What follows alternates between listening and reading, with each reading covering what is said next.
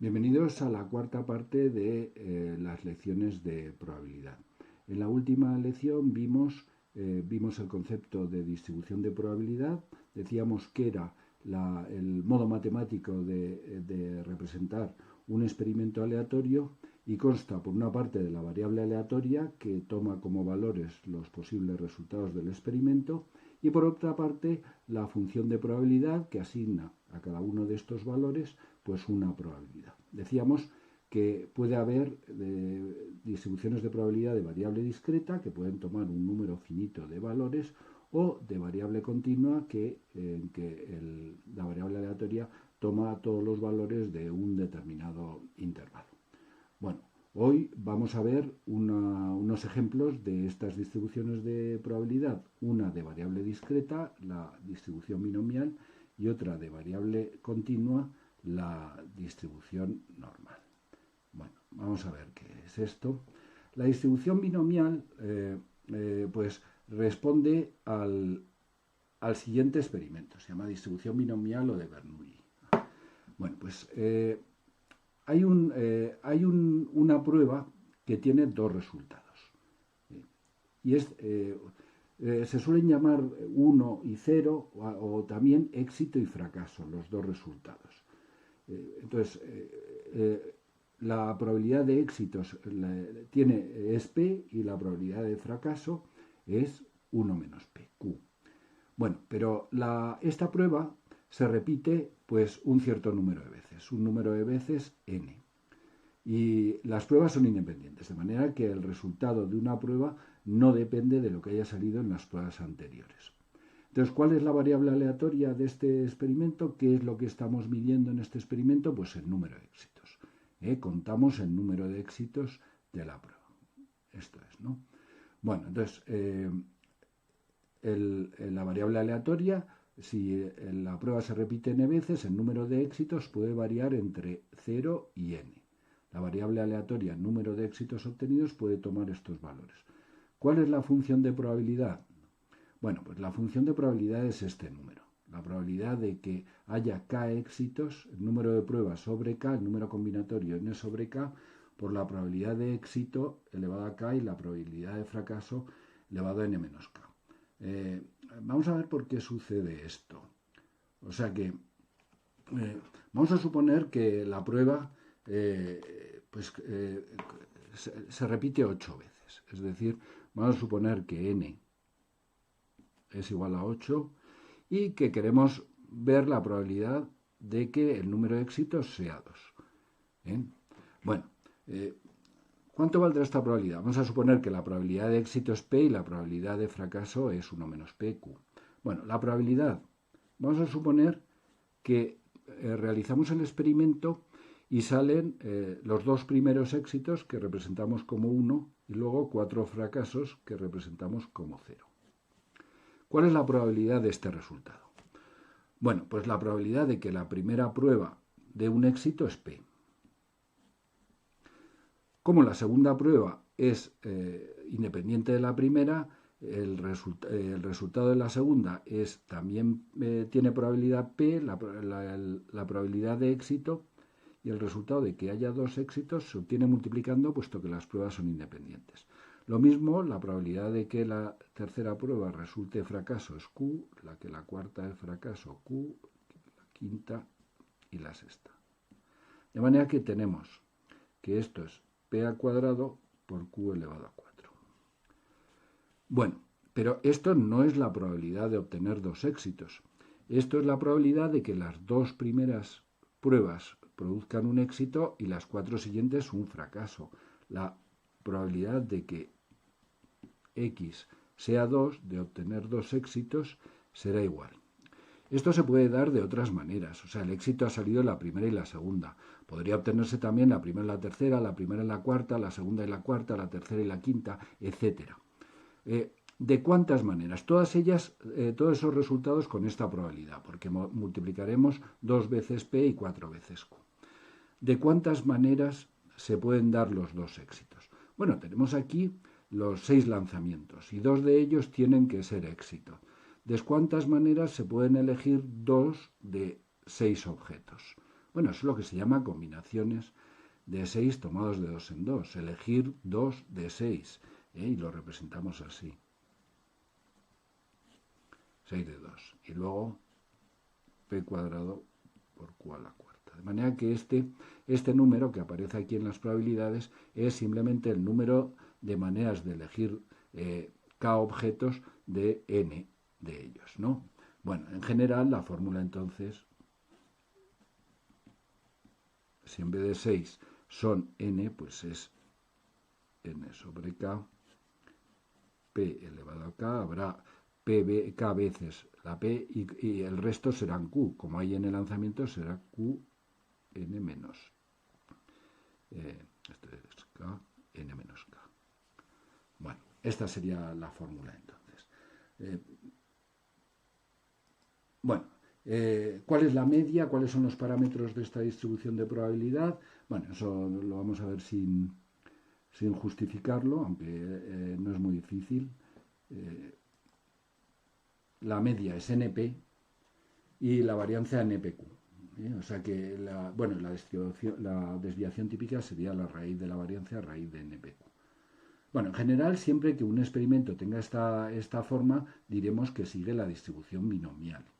O sea que si un experimento consta de n pruebas independientes con dos resultados posibles, que es, con las probabilidades P y Q, pues diremos que sigue la distribución binomial NP. Vamos a ver un ejemplo. Vamos a suponer que lanzamos un dado y contamos el número de veces que se obtiene un múltiplo de 3. Bueno, al lanzar un dado, los múltiplos de 3 son el 3 y el 6 de los resultados de un dado, de manera que la probabilidad de obtener un múltiplo de 3 al lanzar un dado es 2 entre 6 o un tercio. Tenemos una prueba entonces con dos resultados posibles. Obtener múltiplo de 3 con probabilidad un tercio y obtener un número que no sea múltiplo de 3 con probabilidad 2 tercios. Este experimento entonces sigue la distribución binomial de n igual a 8 y p igual a un tercio. Bueno, estas son las probabilidades de esta distribución binomial. Por ejemplo, la de obtener 0 éxitos, pues es 8 sobre 0, número de éxitos 0, un tercio elevado a 0, y número de fracasos, entonces 8, 2 tercios elevado a 8. Probabilidad de obtener 3 éxitos, pues 8 sobre 3, la manera de elegir los 3 lanzamientos que resultan en éxito entre los 8 que se realizan, por la probabilidad de éxito un tercio elevado a 3 y la probabilidad de fracaso 2 tercios elevado a 5, 5 fracasos, etc. Bueno, ahora veremos el gráfico de estos números, a ver, para tener una idea mejor que verlos así en forma decimal, pero bueno, así para ver las fórmulas. Y los parámetros, el valor esperado, la media, sería NP, 8 por un tercio, 8 tercios, y la varianza y desviación típica, pues sería la varianza NPQ, 8 por un tercio por 2 tercios, 16 novenos, y la desviación típica, la raíz de la varianza, 4 tercios. Bueno, vamos a ver, estas probabilidades las vamos a ver representadas en un diagrama de barras. Tiene esta forma, tiene dos valores máximos, ahí en este caso. A veces la distribución binomial, en algunos casos tiene dos valores máximos, en otros solo uno.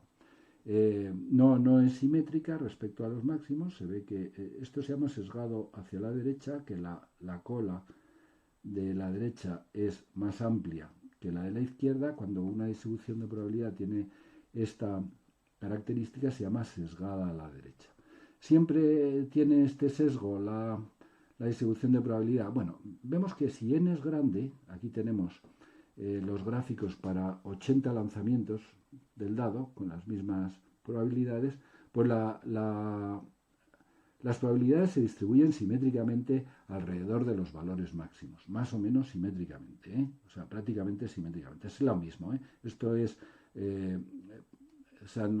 las probabilidades para estos números son pequeñísimas, entonces no aparecen, y en este gráfico hemos puesto las barras, creo que representamos las que eran mayores que una 10 milésima, algo así.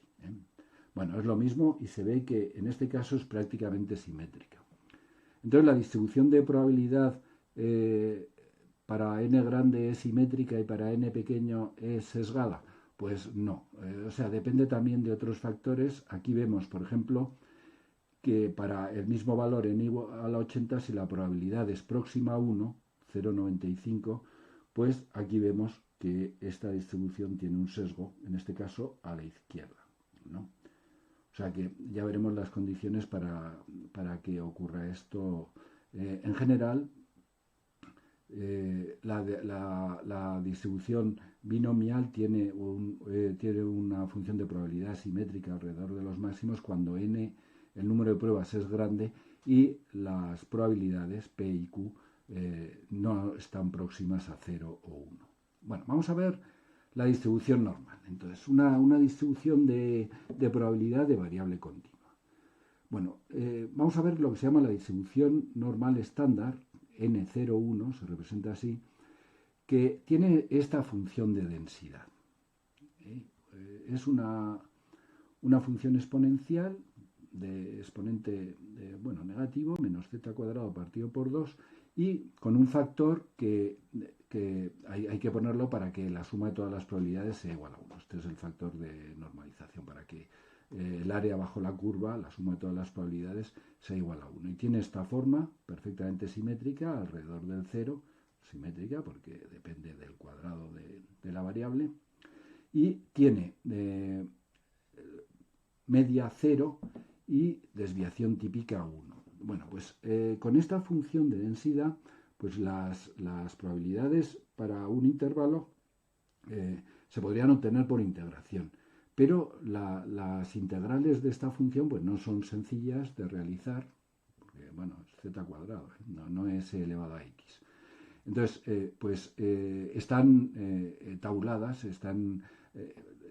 se han obtenido, se han puesto en unas tablas la función de distribución, y a partir de la función de distribución se obtienen las probabilidades. La tabla que se suele presentar, esta es como la que se presenta en los exámenes de selectividad, y aquí viene la función de distribución para los valores de z desde 0 hasta 3,49, que ya casi es 1. Vienen solo los valores de la función de distribución, que se representa así, phi mayúscula de x, para los valores positivos. Esto es así porque por la simetría de la función de densidad de la distribución normal, a partir de esta tabla se pueden obtener también los valores negativos. O sea, si quisiésemos obtener la función de distribución, por ejemplo, aquí tenemos 1,20. Este es el valor, 0,8849, ¿no? Bueno, ¿cuál será el valor de la función de distribución para menos 1,20? Pues simplemente esto lo restamos de 1. Hallamos el complemento a 1. Sería 0,1151. Para obtener el complemento a 1 restamos cada cifra de 9, salvo la última que la restamos de 10. 0,1151. Entonces sería la función de distribución para menos 1,2.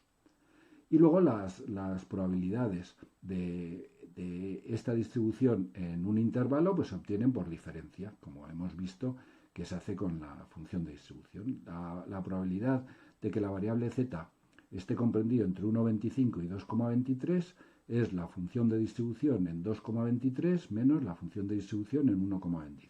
Miramos 2,23, es este, 0,9871, y 1,25 lo buscamos aquí, 0,8944. Restamos estos valores y bueno, si la resta está bien hecha, pues es 0,0927. Bueno, esto es la distribución normal estándar, y mediante un cambio de variable pues aparecen otras distribuciones normales que lo llamamos pues la distribución normal de media mu y desviación típica sigma. Se obtienen haciendo este cambio. X igual multiplicando z por sigma y sumándole mu.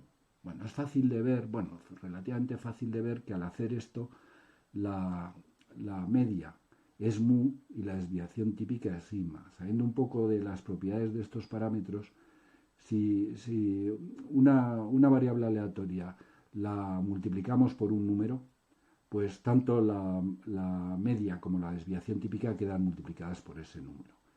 Y si a los valores de la variable aleatoria le sumamos un número, pues la desviación típica no cambia, pero a la media se le suma ese número también. Teniendo esto en cuenta, pues con este cambio la distribución de probabilidad que resulta tiene desviación típica sigma y media mu. Y al multiplicar por sigma cambiaría también la media, se multiplicaría por sigma, pero como la media de las z de la distribución estándar es 0, pues al multiplicar por sigma no cambia la media porque era 0. Pero luego si le sumamos mu, pues ya la media pasa a ser mu. La función de densidad de la distribución normal de media mu y desviación típica sigma es esta.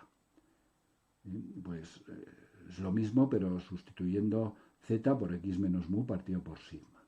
Y además dividiendo por sigma fuera de la exponencial para que la suma de todas las probabilidades, la integral de esta función desde menos infinito a infinito, pues sea igual a 1. Para todas estas distribuciones de probabilidad, las distintas probabilidades se pueden obtener de la distribución estándar deshaciendo el cambio. Si x es mu más sigma z, pues z es x menos mu partido por sigma. Entonces, deshacer el cambio se llama tipificar la variable, obtener la z correspondiente a un valor de x. Si tenemos, por ejemplo, esta distribución normal de media 50 y desviación típica 10, ¿cuál es la probabilidad de que x sea menor o igual que 65? Bueno, pues hacemos el cambio a x menos mu partido por sigma, al aplicarlo a la variable aleatoria x obtenemos z, y 65 menos mu, menos 50, la media partido por 10. 65 menos 50 es 15 entre 10, 1,5. Vamos aquí a 1,5, 0,9332. Pues esta es la probabilidad. De cualquier distribución normal podemos hallar las probabilidades pues con la misma tabla. De hecho, vamos a ver con los gráficos que si en realidad todas estas distribuciones normales son iguales. O sea que aquí tenemos la distribución normal N01, la estándar, y la distribución normal de media 10 y desviación típica 5. Aquí vemos el gráfico. Si no nos fijamos bien, decimos, pero si son iguales, tienen el mismo gráfico. Bueno, vamos a ver, el problema es que se ha cambiado aquí el origen y la escala en los ejes. O sea que si la desviación típica es 5, la escala en el eje X, como vemos, se ha multiplicado por 5, aquí va de 2 en 2 y aquí va de 10 en 10, y en el eje Y al contrario, se ha dividido por 5. Recordemos que se divide por la desviación típica, fuera de la exponencial. Y luego se ha trasladado la media, que aquí era 0, la media, pues aquí es 10. O sea que todas las distribuciones normales se puede considerar que tienen el mismo gráfico y que lo que cambia es la escala en el eje X y en el eje Y. Observamos aquí es 0,40, la desviación típica de sigma, pues se divide por 5 y queda 0,08. Y en el eje X se multiplica. Bueno, el resultado es que el área es 1 en cualquier caso. Bueno, pero vamos a verla con la misma escala, cómo cambian las curvas estas cuando se toman los dos ejes la misma escala. Por ejemplo, aquí tenemos las distribuciones normales, todas las tres con media 0. Pero una con desviación típica 1, desviación típica 2 y desviación típica 4. Bueno, pues vemos que cuando la desviación típica aumenta, la curva pues se hace más amplia, ¿no? en el sentido del eje X, y sin embargo pues el máximo baja al hacer la desviación típica 2, pues es la mitad exactamente, 0,40 a 0,20. Pero luego no es tan... es un poco más como estirada en el eje X, ¿no? Y todavía más cuando sigma es igual a 4. Más aplanada, el máximo que aquí era pues 0,40, aquí es 0,10, se ha dividido por 4, y luego pues esto, más amplio aquí en el eje X. Si tienen la misma desviación típica pero distinta media, simplemente se obtiene una de otra por traslación. Todas tienen la desviación típica 1, pues la que tiene media 1, pues ¿cuál será esta? La verde, ¿no? Que corresponde con el máximo. Con el 1 la azul. Con el menos 1 la verde. Y con 2 la naranja. Aquí. La media es 2. Bueno, y si las queremos ver, pues así. Aquí tenemos 3 que tienen diferentes tanto la media como la desviación típica. Cuanto más estrecha es la curva, quiere decir que más pequeña es la desviación típica. Esta es la desviación típica 1, esta es la desviación típica 2 y esta es la desviación típica 3. Y luego el máximo de la función corresponde con la media. Esta tiene media 0, esta tiene media 1 y esta media 2. Esta es la... bueno, tener una idea de cómo son las curvas. Estas se llaman gaussianas, del matemático Gauss. Bueno, vamos a ver ahora cómo se relacionan las distribuciones binomial y normal. Vamos a utilizar la distribución normal para calcular probabilidades de la binomial y vamos a ver por qué se puede hacer esto. Aquí hemos representado la distribución binomial de 8 pruebas y probabilidad de éxito 0,3 y la distribución normal que tiene la misma probabilidad, la misma media. Recordemos que la media de la distribución binomial es NP, 8 por 0,3, 2,4. Bueno, la que tiene la misma media y la misma desviación típica. 2,4 y 1,3 son la media y desviación típica de las dos distribuciones. Vemos que en este caso, bueno, se ajusta bastante bien en algunos puntos la distribución normal a la binomial, pero en otros no, desde luego. O sea que, por ejemplo, aquí no, hay mucha diferencia entre la función de densidad y la barra. Aquí no está tan mal. Aquí también, bueno, coincide bastante. Pero cuando vemos que si aumenta el número de pruebas, pues empieza a ajustarse mejor. Aquí todavía vemos que no se ajusta perfectamente. O sea que, digamos, por la parte izquierda la curva de la distribución normal va por debajo de las barras, mientras por aquí va por encima. Pero cuando el número de pruebas se hace muy grande, coinciden casi perfectamente, como vamos a ver aquí. Este gráfico, bueno, para los aficionados a la programación de la clase, esto pues ya sabéis, está hecho con el NumPy y el Matplotlib. No es nada difícil hacer estos gráficos. Una vez que haces uno, pues simplemente cambias los parámetros y el programa te va haciendo todos. Aquí tenemos para n igual a 500 que ya la coincidencia es muy buena. O sea, y para 800 pues casi perfecta, ¿no? O sea que la distribución normal se ajusta casi perfectamente a la normal, a la binomial. ¿Esto ocurre entonces siempre que n es muy grande? Pues ya hemos visto que no. Ya lo hemos dicho antes que si las probabilidades de éxito, aquí es 0,01, son próximas a 0 o a 1, entonces la distribución binomial deja de tener valores de la función de probabilidad simétricos respecto a los máximos. Como la función normal es siempre simétrica, pues en este caso pues no se ajustan. Aquí podemos ver los dos casos en que la distribución normal no se ajusta a la binomial. O bien, cuando n es pequeño, aquí tenemos n igual a 8, es el primero que hemos visto, bueno, era 8 y 1/3, era parecido a este. O cuando, si n es grande, pero la probabilidad es próxima a 1 o a 0, la probabilidad de éxito, entonces también hay bastante discrepancia entre las dos distribuciones. Bueno, pues vamos a ver cómo podemos utilizar entonces la normal en el caso que la aproximación sea buena para calcular probabilidades de la binomial. Aquí tenemos, vamos a suponer que la variable aleatoria x sigue una distribución binomial NP y que la variable x' sigue una normal mu sigma, pero que mu es la media de la binomial NP y sigma la desviación típica de la binomial, que es raíz de NPQ. Y entonces f de x la función de densidad de esto. Bueno, pues ya hemos visto que en este caso la función de densidad se ajusta bastante bien a las probabilidades de la normal. O sea, si NP y NQ son grandes, de manera que estamos excluyendo los casos de que n sea pequeña y que p y q sean alguno de los dos próximos a 0 o a 1, estamos excluyendo los casos en que la distribución binomial es sesgada, pues la probabilidad de x igual a k es aproximadamente el valor de la función de densidad en k. Bueno, esto en general hallar el valor de la función de densidad o hallar las probabilidades de la binomial, pues aritméticamente es un problema muy similar y no es muy útil esto, pero se utiliza en cambio cuando lo que queremos hacer es probabilidades acumuladas. Es decir, si en la distribución binomial queremos hacer la probabilidad de x sea menor o igual que k, una probabilidad acumulada, y que k sea grande. Entonces, que se ha hecho la prueba 500 veces y queremos la probabilidad de que hayamos obtenido menos de 200 éxitos.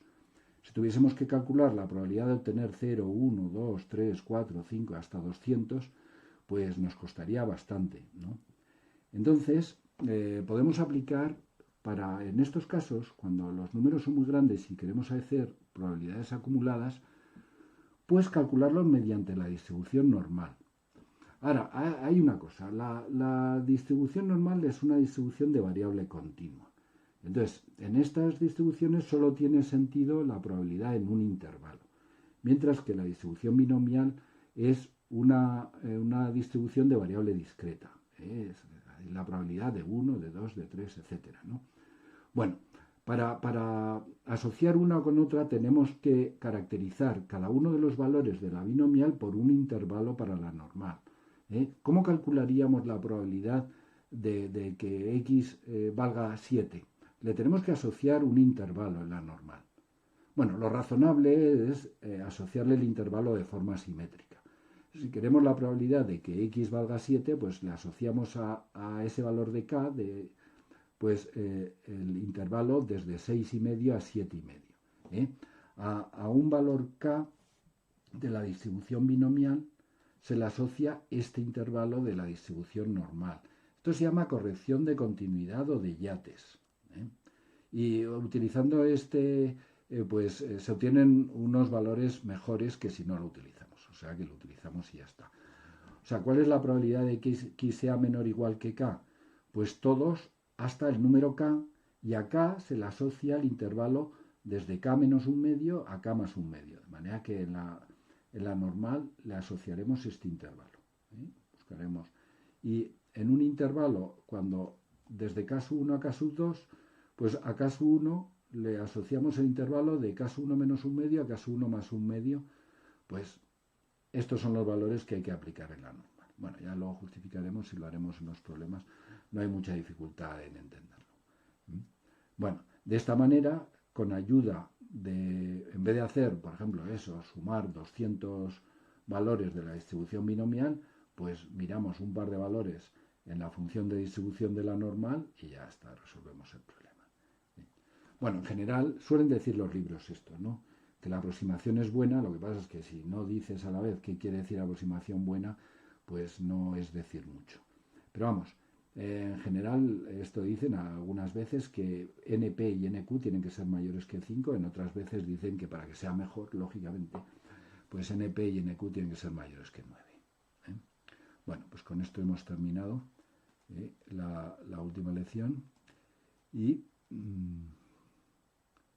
Bueno, pues ya solo queda despedirnos. Hemos acabado felizmente la teoría de segundo de bachillerato. Una vez que sepamos todo esto, pues ya lo único que falta es repasar los temas anteriores y luego esperar un triunfo generalizado el día del examen. Bueno, esperando eso, con la confianza de que efectivamente vamos a obtener ese triunfo, nos despedimos hasta otro día. Adiós.